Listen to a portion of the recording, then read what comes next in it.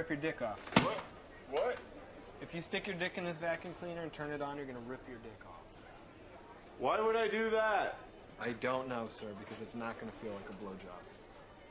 How would you know? I mean, I'm not going to. Good, because if you did, you would rip your dick off. So, are there like multiple power settings on this? Yeah, yeah. There's high and there's low, and both of those will rip your dick off.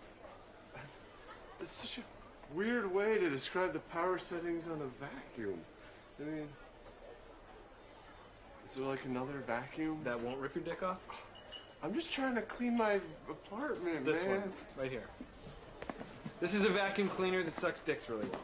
I don't know what your deal is, man, but I just have a messy apartment. You're being a real weirdo.